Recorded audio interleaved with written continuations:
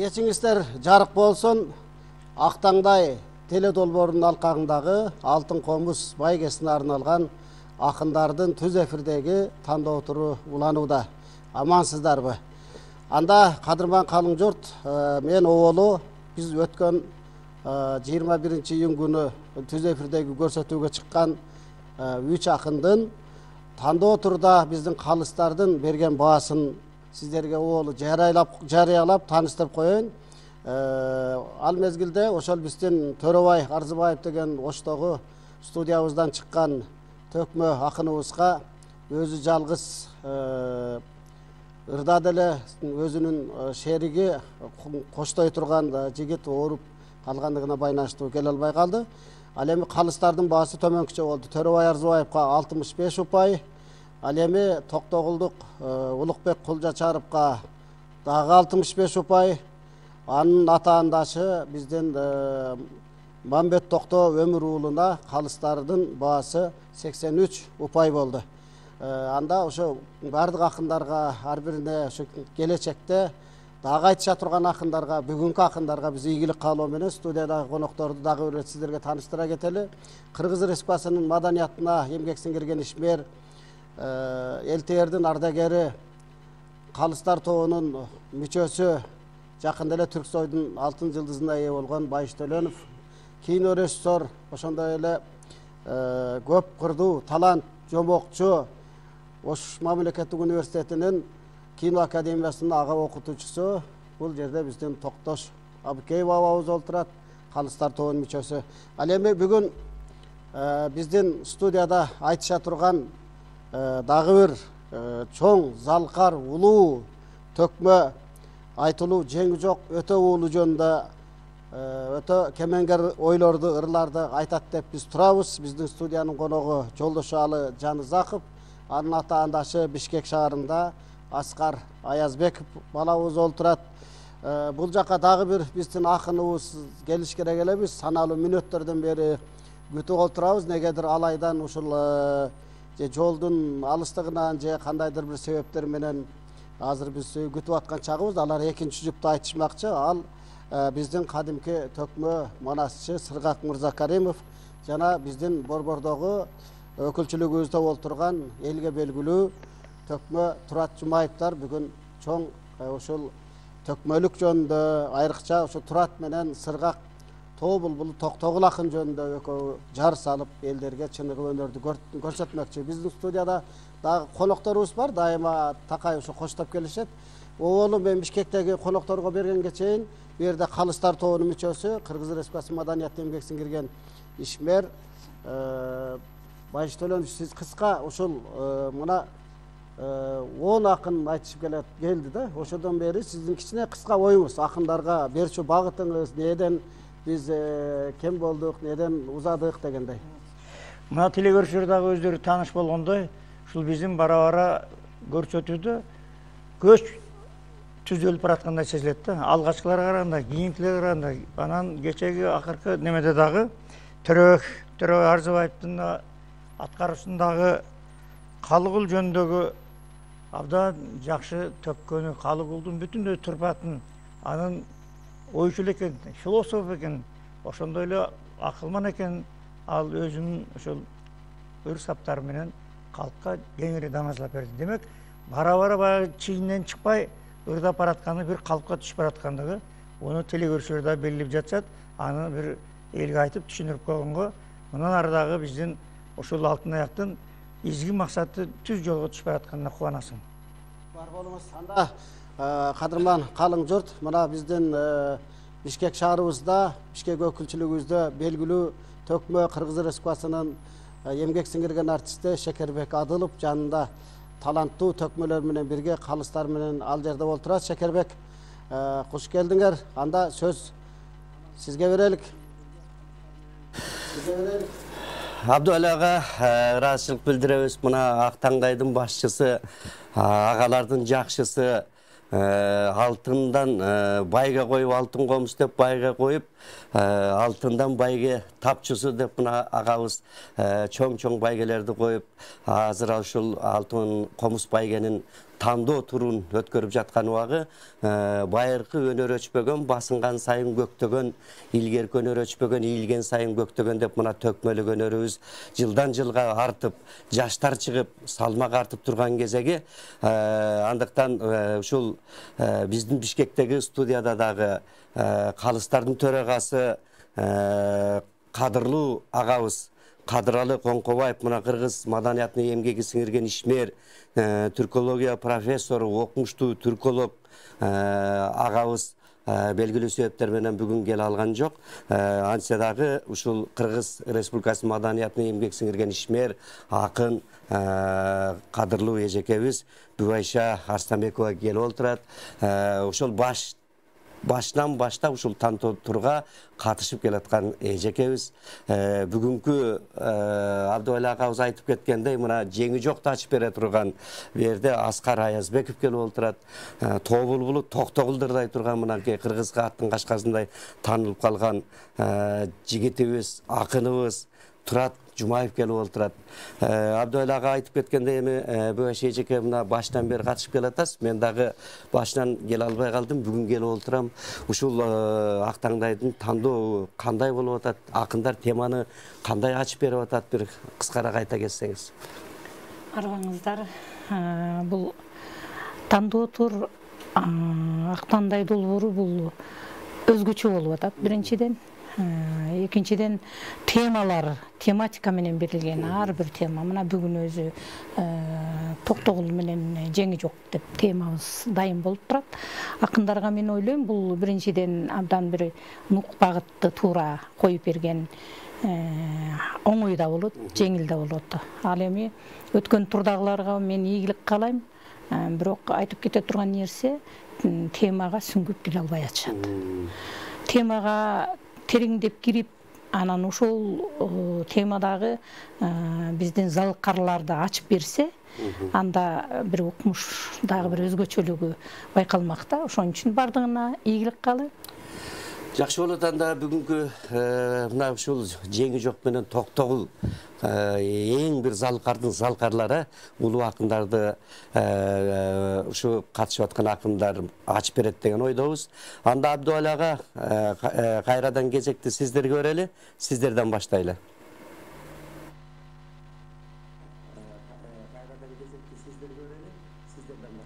Жакшы болот. Анда кана чу дегенде эле биз өзү ушул акындар жөнүндө азын улак бир 3 мүнөттүн тегерегинде ар бир мезгилде ушул акындар жөнүндө кичине баян куруп аттык эле. Биз байкап көрсөк, акындарга кичине убакыт азыраак болуп калчу да. Ошол үчүн чу дегенде эле анда акындарга ушул Жолдошалы менен Аскар балабыз экөө бүгүн жеңи жокту түз эле айтып берсин. Кандай дедиңиздер?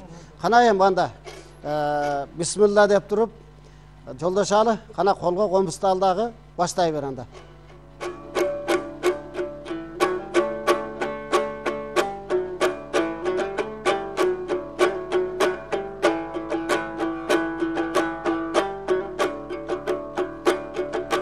Ey ebegeysiz emgekler bul el içinde do jaraldı.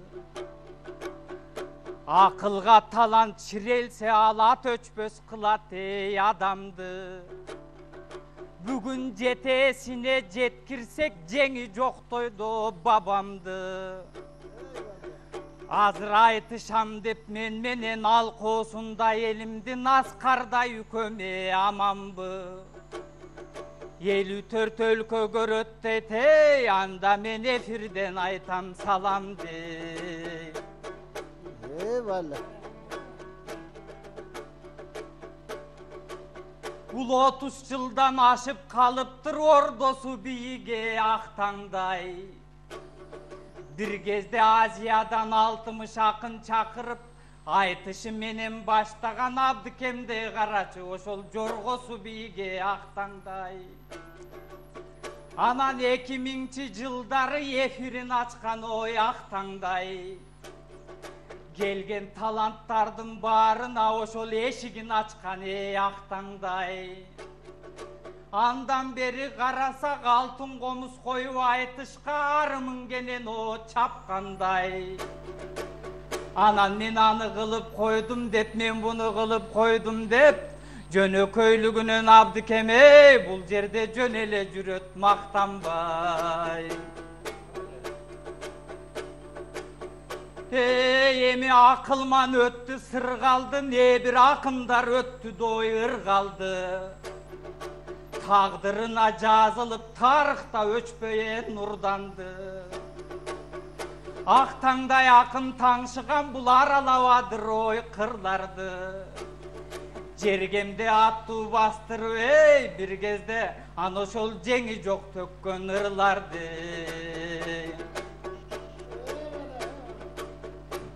Ой кайрылышта мүрзөсүн кайгырып барып ей ыйладым. Kudayım beyişinen bersin dep men da Kur'an'ım okup tınbadım. Bul kasiyeti ötö babamdın, men hazır kalkıma çıkıp ırdadım.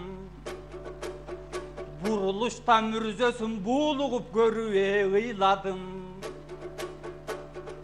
Burulup kim gelet deçeken men buydalbay barıp tınbadım. Bulbulum ey ötö babam tilege, hazır men bul gündö çıgıp ırdadım. Oy ayt ayt teze toktolboy, aşudan şamal sokkondoy, gökçö menen manastayt, aksın menen talastayt, ötkön elden sanattayt, anan gücügürügö kanattayt. Devrdagan jеңи жок babam сыяктуу эми аскар, жеңи жок babam жолун айт. Токтолбой элге ырдаган ошондой торгойлордун тобун айт. Биз айтпасак той ким айтат, иним бирин айтпайды онун айт. Анда кезегиңди берейин эй, иним келтирип мында оюң айт. Ey vali.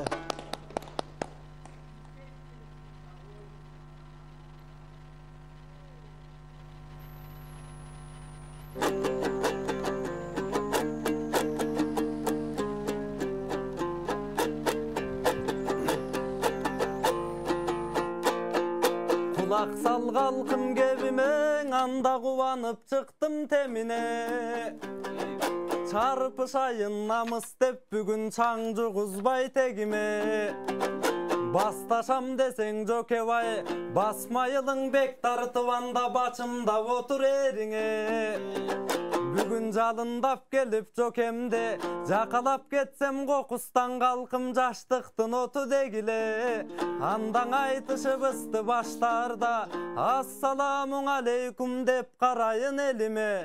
Joktop turgan zalkarın, jodurap salam aytamın, silerdey jеңi jok zalkar eline.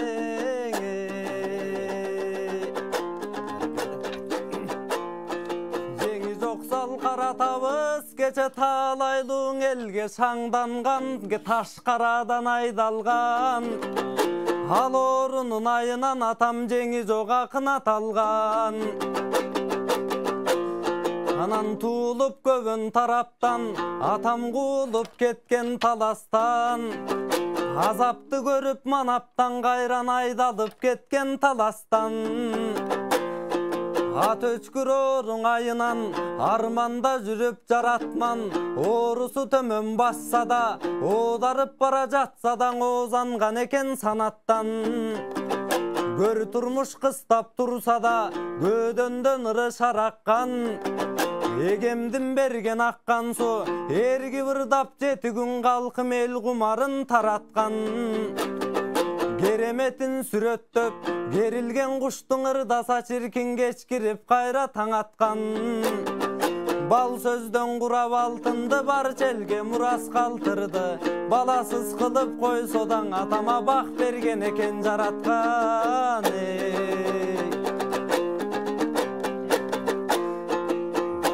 Emi joldoş alın ağabız, keçe da bizke kep aytkan. Açık aytıp bereyin kalkın, bilesizler binen aytkan. Ordoluğun oştun törünü, akındardı çoğultup, oy sana tuyum açtım, dağanan tör ağa boldum dep aytkan.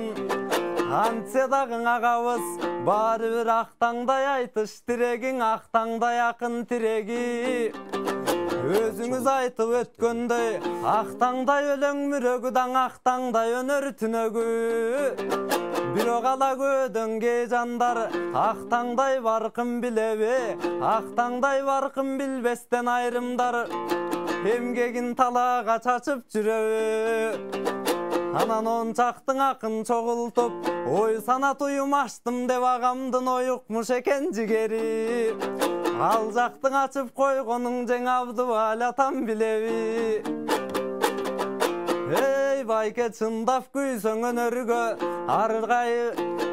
ар жакка башты бурбастан ар кайсың ишти кылбастан актаңдайды гүлдөткүн эгер мен ошто болгондо байкеңең сонун жашоо сүрмөкмүн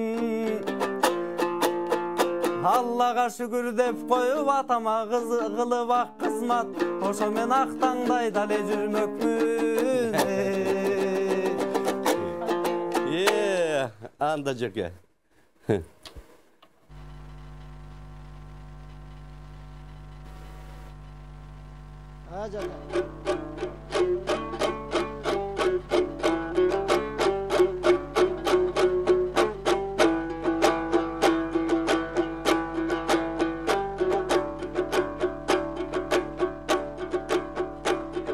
Ey Аскар өзүң айтып кеткендей негизи биздин актаңдай баш атыбыз актаңдай Абдыкем өзү сунуштап мага тапшырган түшүнгүн инимдой чап салбай сен таластык иним болосуң түшүнөм иним оюңду бир аз жүргүн деймин дой мактанбай анан акындардын арасына ар оюңду дой айтаксың жөн эле ырда дой так салбай эми мен өнөрүмдү дой чындайын өтө бабамдын ой туугандар ошол обону менен ырдайын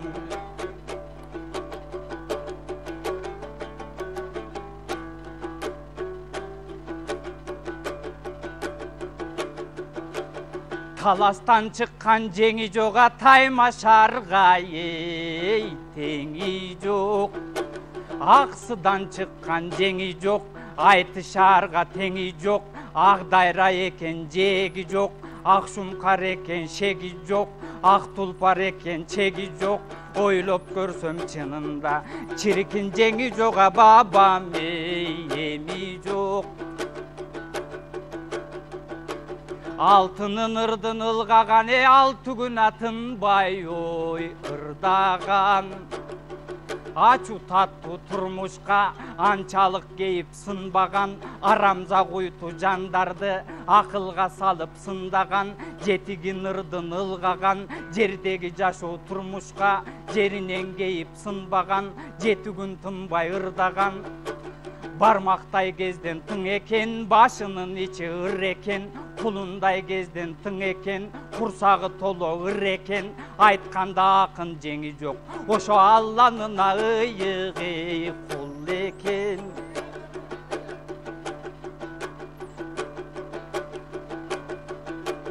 Токтогул менен дос болгона торушкан ырчы жок болгон Токтогул өтө келгенде топурап көбөл топтолгон аргымакка жем берген аракынга дем берген тобурчакка жем берген тоо акынга дем берген де урдаган Токтогул өмүрдөн өтө өткөндө өзөгүн өртөп кайгырып ошо көйрдаган Токтогул түбүбүз бир деп таластана Эшмамбета келди жанашкан эргигенде дирилдеп эекте сакал жарашкан бала коргол издеген барктаганым сиздеген баталы өтө акындан баш теризин түздөгөн барктуу акын тарыхта барган издеп калыкта сайраган топко токтолбой салгандай изди калыпка жетесиң иним көпкө деп анда жеңи жога бергени анык ба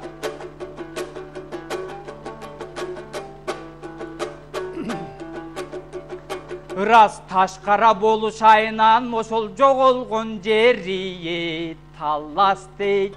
Оматы келип акынга оролгон жери аксекен, ал оруудан айыгып оңолгон жери аксекен, асырабага туугандай бел болгон жери аксекен, арип тааны өнөргө дем болгон жери аксекен, телегейи өтөнүн анда тең болгона жери аксекен. Балам жок деп зарлагана балага да ырыны арнаган, урматым ата деп кошкон уулдун үнүн кайран жан угуп кете албаган. Эй, антсе да өлбөйт жеңиш жок, ырлары калды артында, өзгөчө сактайт түбөлүк, ошо өчүрбөй кыргыз салтында. Балли. Канап балли жакшы. Эми аскар бир кайры эми. Карамандан астырым. Жеңи жоктур, убакыт өткөдүп.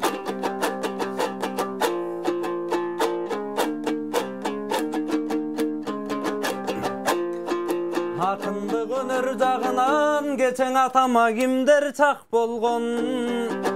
Алышам деген акынга арыстандай тап койгон. Жолум буйм деген ырчыга да жол борустай чап койгон. Эл журткан аты дүң болгон, элири бырда баш тойдон. Кече кармашып Нурмолдо менен калкына жүзүң ак болгон. Анан илимден суроо бергенде, баш ийип көрөңгөсүнө чиркин барып атамдагың ак койгон. Анан желпинип келип өтөнү, жерим деп келип эсекең, чиркин жер карап жүзү пас болгон. Анан Каркырага барганда, Арстанбек Буйлаш уулунун ак батасын алгандан ала тоодой бак болгон.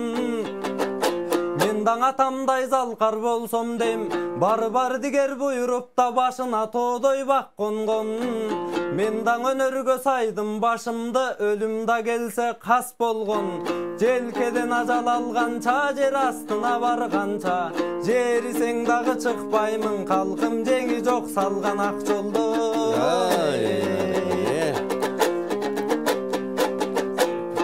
Эмиң өрлөңүз байкең өрлөңүз, төрлөңүз дагы төрлөңүз. Алырас атабыз уруксат бериптир, сиз жаманын сөздүн тербеңиз.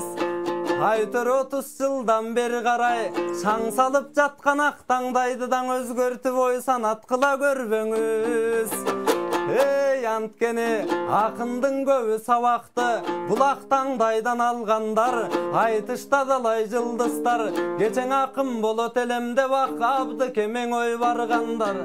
Эми кайраным атаң айтайын, мектебиңден өнсө да, меримиңди көрсө да, кээ бир баркыңды билбес балдар бар. Мен күйгөнүмдөн айтамын, күйүткө кандай арган бар.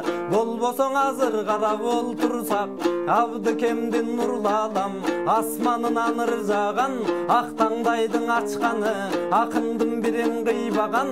Абдыкем жылдан 2 рет төрүндөң айтыш өткөрүп, төкмөлөрдү жыйнаган, тулпарлардын ой чурутуп, жарышка салып турданан, алкынып чыгып келгенге алтындан комуз сыйлаган. 30 жылдан бери карай архивке ыңырлар жыйнаган, опол тоодо иш кылды, төбөдөн сүйлөп олтурган, төбөлдүн бири кылбаган.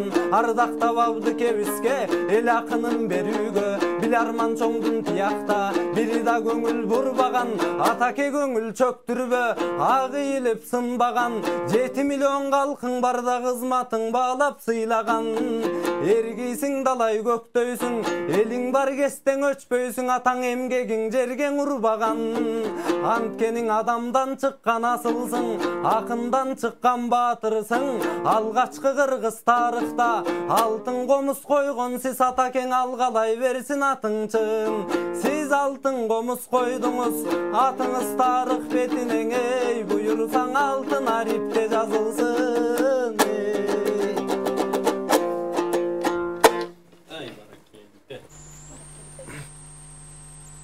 Ay balli. Мақтаулар кімге жарашпайды, байыша мақтау кімге жарашпайды, мақтау жалғыз жаратқанға жарашады деп білеміз. Еме бар болғыла бұл өнер дүйнесінде біз ата бабамыздан уланған улу салтты болған улап келе атабыз. Атам Бұрқан баштап, Ашыралы Тоғанбай, Еліртішестебез, Тайырбек төкмелер, ұстаттарымыздың бардығы те Рамадын ырчулына баштап келген залқарлардың ұшығын бізге бұлап берді. Біз аны жаштарға өткөріп бергенге бардығымыз милдеттіміз. Еме сөзді көпке ұзатпай, бүгін бұл жаққа Сырғақ Мырза Кәрім келмегеле, Сырғақ негедір ұшыл кел албай қалды. Бұл еме тағдырдың бұйрығы Тұратқа баяғы жолда тұш болғанда елі болды, келемі Тұрат, өзің әме бүгін тобыл-бұлы тоқомды қалашыңша ошол бүгінгі көрсөту бүткенге чейін төге берем балам. Саға сөз кезегін, ыр кезегін берелік. Қандай дедіңіздер? Bir Тұратқа қол шағып қойырық.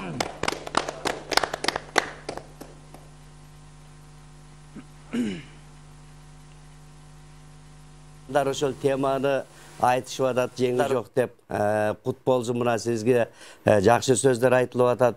Ең негізгісі еме азыр мына Қырғыз қаттың қашқасындай танылып қалған, далай байгелерді алған, Тұрат дегенде қаншалар тұрып ұққан Тұрат келіп олтырат. Тоқтоғыл атауыстындағы аты тыдан башталат, Тұраттың да аты тыдан башталат, еме Тұратқа кезек берелі, Тұрат, кел ағай.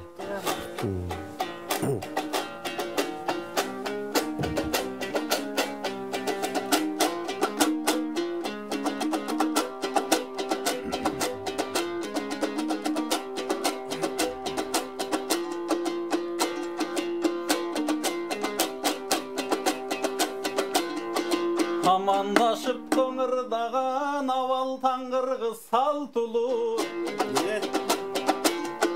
есенде шывырдаған ezелтен қырғыз нарқылу. Bir кезді тоқтоғыл жолын басқын деп өстірді біздей балдарды, Шекербек Жеңіш Амантай Елмірбектер айтылу. Көбеле жолын ырдадық, бұл абды кемдin алтын қомызына жарқылу. Анда Сулайман тоғы бұл жерден сұнып салам жіберем, жалпыңаң елді ерканалар қылды. Бұл алтын қомыз жаңыдан башталып тұрған малында, ал кезден 2015 жыл елең, ал кезден айтышқа жаңыдан келген чағымда, ошондо финалға чейин бар делем, так финалға барғанда шекем менен баш болып биринчиң оштонға барал делем. Ал жактан дагы жарышып, ак комузумду чал делем. Атырылып жетерде Рахматуллаң атабыз ошого жол бошотуп кал делем. Анда да гүлдөтүп бергем конушту, анда да салган комушту. 10 жылдан кийин кайрадан алдыңа келип турамын, баягың алсам деп алдың комузду. Ой азамат. 10 жыл өтүп кетиптир да. Бүгүн алайдын кымбат жеринен сыргактай болгон агабыз болбосо, сыргактай биздин абабыз төгүшмөк экен мен менен. Санала сиздей жан менен көрүштүм дедим сен менен. Көрсө Турат келет дегенде ал студияга келбеген. Жалгыз ырдап берейин тартына телемем неден. Азыр жанызак менен биздин Аязбек Карачы жеңи жоктун ырлары, жеткилең чыктың ырлары, аябай сонун ырдады, айтышка чыктың ырлары. Алар бүгүн төгүлсө агайын тууган жыргады, артынан Турат бул чыгып, эмесең эл журту болот тыңдары. Токтогулдун ырдайын, токтогулду сыйлайын, токтогулдун ыргылып, толук элге тынбайын. Өнөрүмдүн башаты токтогул акын эмеспи, себеби канчалаган кырлардын өстүргөн эски белесте.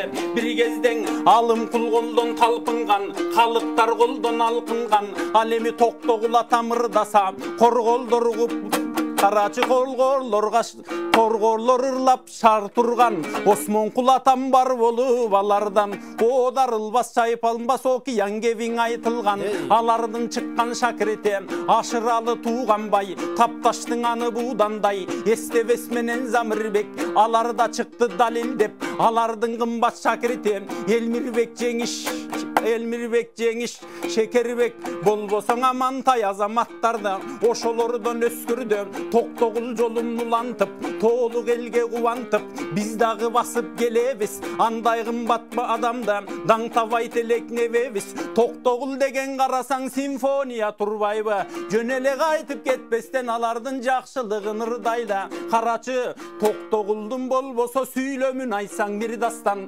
кең сибир кең айдалып жүргөнүн айтсаң бир миң дастан болбосо сүйгөнүнө жете албай күйгөнүн айтсаң бир дастан аттың ай ал жерде түрмө салышкан түрмөгүн айтсаң миң дастан токтогул шыбыр айдалган ошол болбосо тогуз кайрык кербезим күүлөрүн айтсаң миң дастан ошондой кымбат атабыз ырайынан айдалып карачың ыракка кеткен шайланып тогуз кыл шыбыр айдалып мына толгонуп колу байланып аттың ай канча манаптар сөзүнөн калган арбалып ак ийилет сынбайт дейт айткан сайын тыңдайт дейт ал эми токтогулдун карачы торгою биз бул күндө ырдайбыз бүгүн дагыбыз даңтайбыз аны баарыбыз арманда кеткен көрө албай артында жүргөн ыргылып биз деген токоңдун топчубайыбыз андыктан алардын нактаңа талант унутулбайт карачы талантсыз адам кулпурбайт таланты бар үчүн карачы минтип кылымдар өтсө жылтылдайт токтогулду кезинде жанагы Жоомарт Бөкөнбаев агабыз алып чыккан эмеспи ар бир кымбат жыйнагын жазып чыккан эмеспи токтогулду дүң кылып басып чыккан эмеспи токтогул атам кеп айткан билесиздер менен айткан Ныязалынын жалында комуз чертпейм деп айткан болбосо жеңи жоктун жалында төгүп айтпайм деп айткан бул дагы бири-бирине болгон мактоолор бири-бирине болгон даңктоолор азыр бир ырды жаздырса даңтангандар көбөйдү болбосо улуу наркты билбестен мактангандар көбөйдү ар бирин айтып ырымда болбосоң артында төкмө далай бар азырда турат туурунда токтогул деген зор симе калкым кылымдар бою жашайт коңшул 3 кылдыр комуз кылында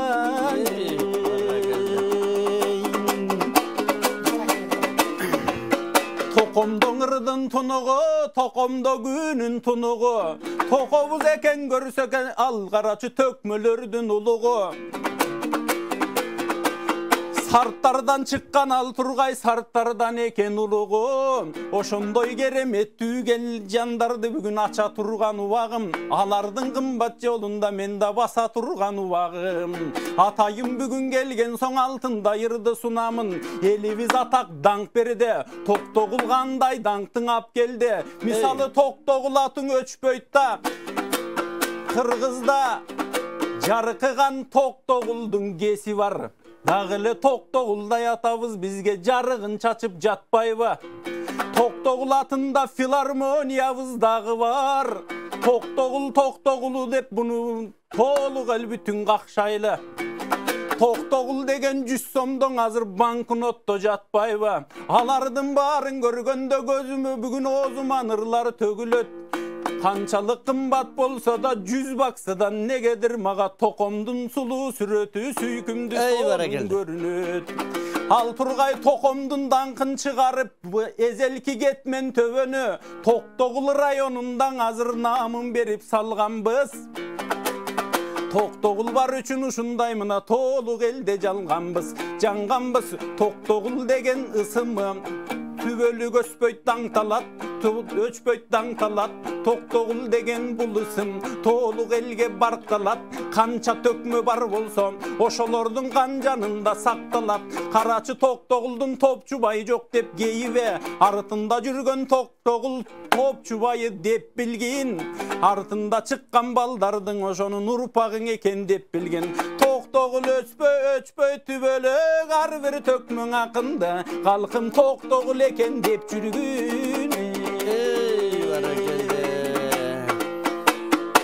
Абдыке мынакей токтогулду да жеңи жокту дагы акындар Бишкекте айтып беришти. Эми кезекти сиздерге берели, не дейсиздер?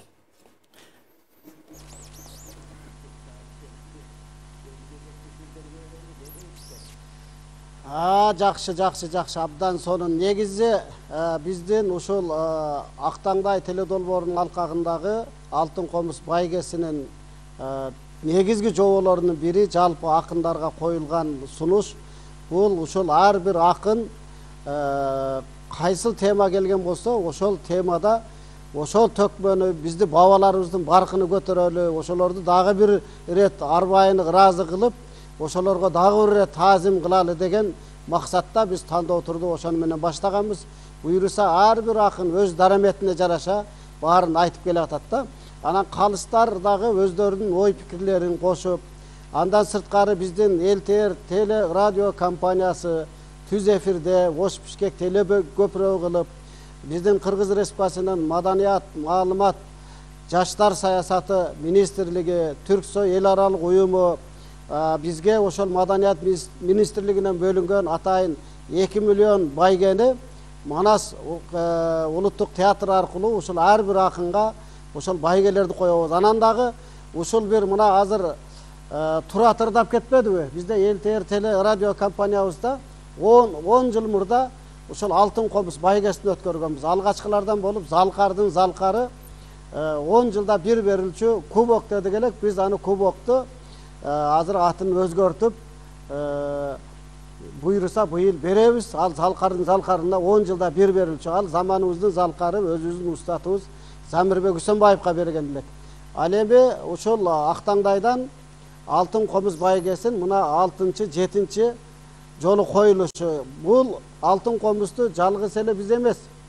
Ушул жалпы эле Кыргыз жергесинде мыктылардын да мыктысы бар. Ошолордун ичинде биздин меценат негизи ушул өнөр дүйнөсүн өзгөчө колдогон эң мыкты Кыргыздын чыгаан инсаны Айбашев Ниязбек абабыз ушул такай коюп келатат да Алтын комузду.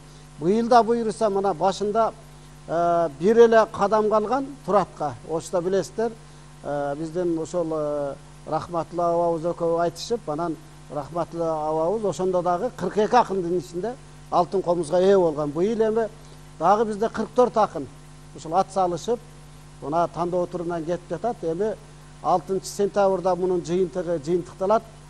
Буйруса аны дагы калыстар менен кийин биздин улуттук филармонияда дагы чогуу көрөбүз. Эми бул жерде отурган мына биздин калыстар тобунун мүчөсү режиссер катары, өзүңүз жомокчу катары, өнөр дүйнөсүндө өзгөчө жүргөн мына кино жаатында да акыркылардын алыптарынын бири Болот Шамшиевдин жанында да көп жүрдүңүз. Негизи дагы эмнелерди кошумчалап кетесиз мына акындарга эмне айтар бир сөзүңүз, оюңуз бар да? Мурдагы биринчи баштаганда эми өтө кыйын болду. Акындарга кайрадан баштады, эмне кылат деген жакшы түшүнбөй, мына жазылган неме жоболорду жакшы карашпай калгандай сезилип калды. Бүгүнкүсү мени чындап неме кылды, кубанып атам. Жанагы балдарды көрүңөр, токтогулду, эмени ушундай ошонун ырларын, ошонун күүлөрүнө ырдашып, жок. Биздин акындар таба баштады. Ушул берүүнүн, ушул силер уюштурган Актаңдайдын Алтын комузу болгон күлүүчү деп коет да, ачкычын таап алды. Мынаны көргөн кийинки акындарыбыз демек жаңкы биздин залкарларды даңазалаганда, демек ошол темадан чыкпай калышат деп мен аябай сүйүнүп атам. Башында эми кичине жолду таап алыш кыйыныраак болуп калды да, азыр жок, мен кубанып калдым. Ишенич өтө жакшы болуп калды. Мындан кийинкилер мындан да сонун болот деп үмүттөмүн. Буйруса баягы көч бара-бара түзөлөт дегендей туура айтып атасыз. Эми Шекербек жаныңызда мына отурган акындар бардыгы, алар да тыңдап отурат, азамат бардыгы жараткан Алла Таала оозубузга эмне салган болсо ошону айтып отурушат да. Эми Юбайша эжекенин дагы кичине кошумчалай турган, Шекербектин да кошумчалай турган бир кыска ой пикир сөздөрүңүздөр болсо керек. Албетте. Тура, Абдуалеке туура айтасыз. Сиз Алтын комузду уюштургандан бери арадан 10 жыл өтүптүр. Чынында ошол эле ушул студияда Бишкекте чыгып, Оштон далай акындар чыгып, эң негизгиси ат салышып ошол сиздер отурган Сулайман тоонун түбүндө ачык эшикте өттү эле, мына азыр көз алдыбызга элестеп турат. Анан ошондо дагы мына Бөбөш эжеке өзүңүз баштап калыс болуп, андыктан ушул эмгек кыла бериш керек экен. Бөбөш эже өзүңүз да кыскача айтып койсоңуз. Мен бүгүн ушул акындарга карап отуруп, Токтогул менен Жеңи жокко сүңгүп кире албаса дагы өздөрүнүн бир мындай аракети күчтүү болду да, бул жолу аябай күчтүү болду. Акындарга рахмат. Анан менин айтайын дегеним тереңдеш керек. Тереңдеш керек. Терең дегенде эмне? Ошол жеңи жок эмне көк сулуусу жомок эмеспи? Ооба, жеңи жок жөнүндө айтып атасыңар, көк сулууга жете албадыңар. Токтогулду айтып атасыңар, кичине мындай кыя айытты өттүңөр. Токтогул деген тереңине кирчү болсоңор, эгерде мен ойлойм бир тарыхый чыгарма катары, тарыхый төкмө катары калат да, силердин ар бир сөзүңөрдү эл чыдамсыздык менен күтөт. Ушул төкмө акындар Токтогул жөнүндө эмне дейт экен, жеңи жок жөнүндө эмне дейт экен, Арыстанбек жөнүндө эмне дейт экен деп ушунчалык чыдамсыздык менен күтүшөт экен да. Ошону баягы элесин берип өттүңөр, эми ошонун образын тереңдеп темаларга кайрылышыңыздар керек. Сөзсүз түрдө мен сиздерге ийгилик каалайм. Абдан жакшы болду бүгүнкү айтыш. Рахмат, сизге да ыраачылык билдиребиз. Бар болуңуз. Мынакей ушул 10 жылдан бери өзүңүз аралашып келатасыз да. Бардыгын кайсыл акын кандай ырдаар мына алдын ала өзүңүз да билип айтып турасыз дегендей, калыстар камчы турбайбы? Калың элдин алдында ушулар ырдап чыккандан кийин биз сизге дагы, мына Туратка дагы, Аскарга дагы ыраачылык билдиребиз. Оштогу келген акынга дагы, мына Жолдош Алийниме да ыраачылык билдиребиз. Отурган, Оштого отурган калыстарга, агаларга бардыгына ыраачылык билдиребиз. Анда Абдыбал эке, кайрадан кезекти өзүңүз көрөлү.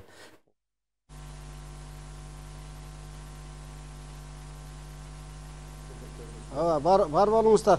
Эми Байш ага, сиз дагы бүгүн мына биз ортодон жанагы ар бир акындар жөнүндө кыска сюжет берип аттыгылы, ошону бүгүн атайын алдык да, кененирээк сөз болсун деп.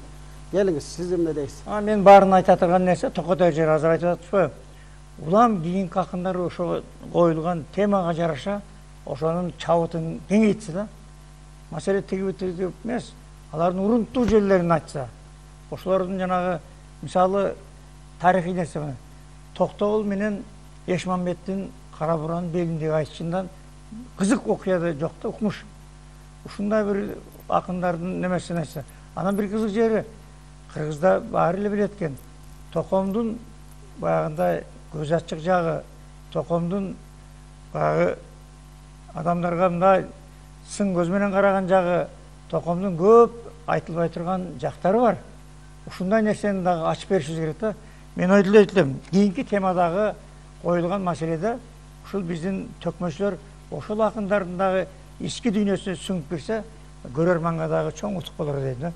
Эң жакшы, эң туура айтасыз, кадырман калың журт. Мына көрдүңүздөр өзүңүздөр, биздин улам барган сайын төкмөлөрүбүз чындап эле улам өнүп, улап өсүп, баягы терең сүңгүй башташты. Буйруса биздин ушул 6 сентябрга чейин көздөгөн максатыбызга ар бир акын чын жүрөктөн кайрылат деген ишеничтебиз.